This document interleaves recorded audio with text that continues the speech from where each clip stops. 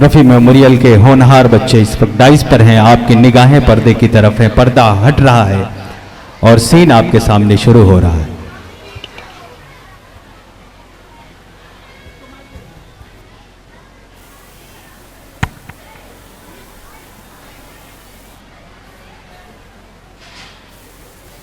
बेटा P low.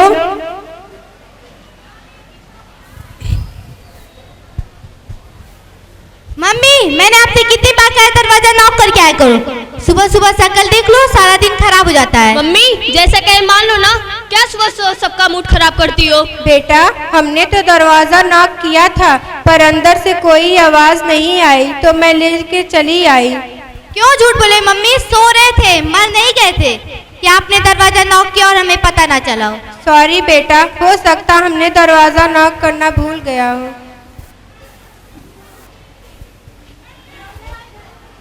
नहीं नहीं मम्मी, मैंने देखा था, दादी ने दरवाजा नॉक किया था। चुप कर दादी के चमचे, जाओ जाकर स्कूल की तैयारी करो।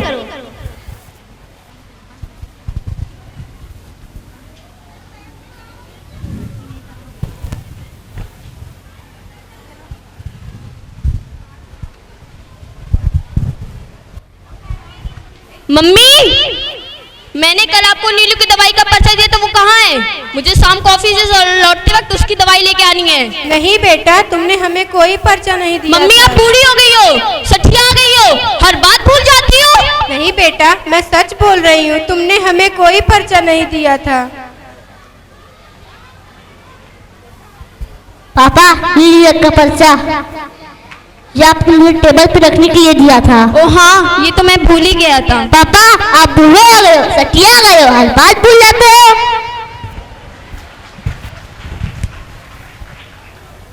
बदतमीज, पड़ोस से ऐसी बातें करते हैं।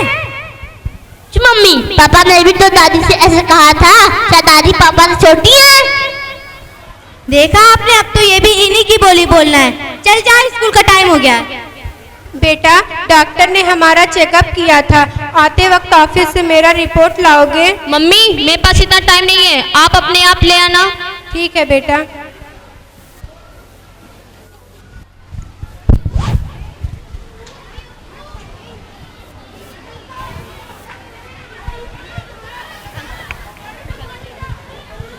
मम्मी हमें आपसे कुछ बात करनी है। हाँ बेटा बोल, क्या बात है?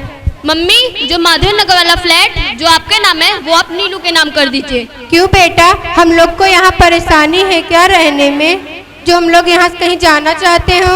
हम लोग नहीं मम्मी, सिर्फ हम दोनों, आप यहाँ अकेले रहेंगी। क्या बेटा, इसका मतलब मैं यहाँ अकेली रहूंगी? बोल बेटा। मम्मी हम आप ये रोज की चिकचिक से तंग आ चुके हैं, हम आपको छोड़ के जाना चाहते हैं। क्या बेटा, मैं यहाँ अकेली कैसे रहूंगी? पता है जब तू छोटा था ना, तू बहुत तंग करता था, जब तू मुझे ज्यादा परेशान करता था, मेरा प्यार तेरे लिए और बढ़ जाता था। जब कोई तुझे बुरा भला करता था मैं उससे लड़ जाती थी। आज तू अपने बीबी के कहने पे मुझे अकेला छोड़ के जाना चाहता बेटा। बेटा मेरे परवरिश में से कौन सी कमी रह गई थी जो तू आज मुझे अकेला छोड़ के जाना चाहता है? बोल बेटा, कुछ तो बोल। जब तुम लोगों ने फैसला कर ही लिया तो ठीक है, पर मेरी भी एक शर्त है। मुझे 2 महीने की मोहलत दो, उसके बाद मैं सब कुछ तुम्हारे सपोर्ट करके तुमसे कई दूर चली जाऊंगी। लेकिन याद रखना, सिर्फ 2 महीने। हाँ सिर्फ 2 महीने।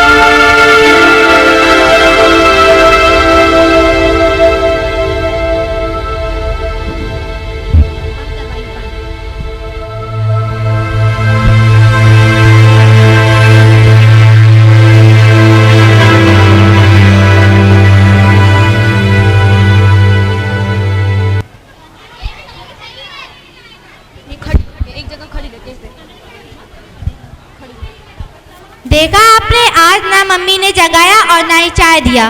ना आप ऑफिस जा सके ना बच्चा स्कूल। चलो जाके देखते हैं।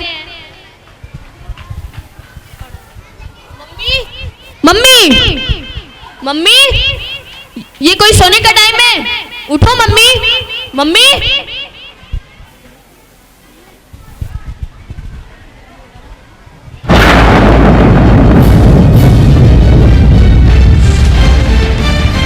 रिपोर्ट से मुझे पता चला कि मुझे ब्रेन ट्यूमर है।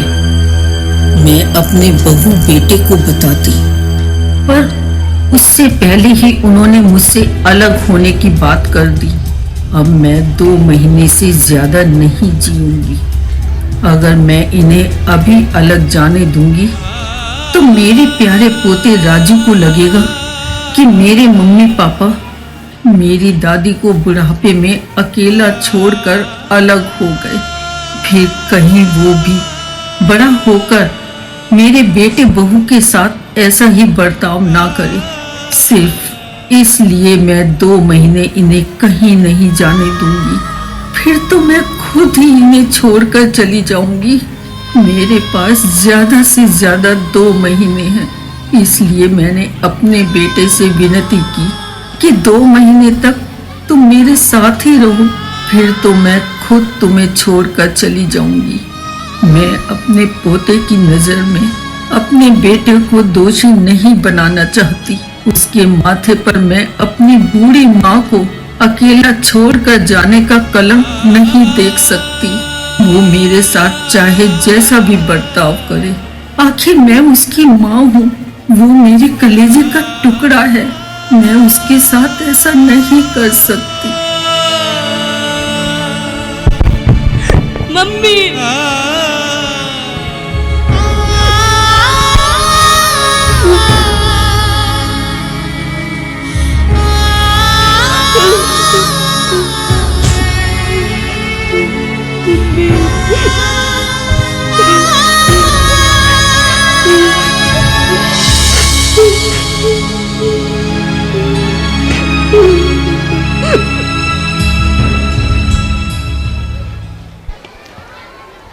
दोस्तों, हर एक की आंख में कहीं ना कहीं जरूर आंसू की बूंदें जरूर आ गई होंगी। आपने तालियां बजाई तो हैं, लेकिन वो तालियां आपके दिल से बज रही थी। वो तालियां एक ऐसे अनमन अंदाज में आपने बजाई कि आपकी आंखों से आंसू टपक रहे हैं और तालियां बज रही हैं। लेकिन एक बार मैं कहूंगा कि एक बार फिर से इन बच्चों के लिए जोरदार तालियों से इनका हौसला बढ़ाएं। वाकई इमोशंस, पूरी तरह से इमोशन भर दिया है इस माहौल में। और यहाँ पर मौजूद मीडिया के साथी भी यहाँ पर हैं। सिद्धेश्वर पांडे जी, मैं आपका स्वागत करता हूँ और आपसे ये निवेदन करता हूँ कि अपने अखबार में कल की सुर्खियों में जरूर इस स्कूल को एक अच्छी जगह दीजिएगा। मैं आपसे निवेदन करता हूँ, ये विद्यालय परिवार नहीं, मैं एंकर आज का संचालक असद मेहताब उर्दू मुशायरों और हिंदी मंचों के माध्यम से पूरे हिंदुस्तान में सफर करता हूँ।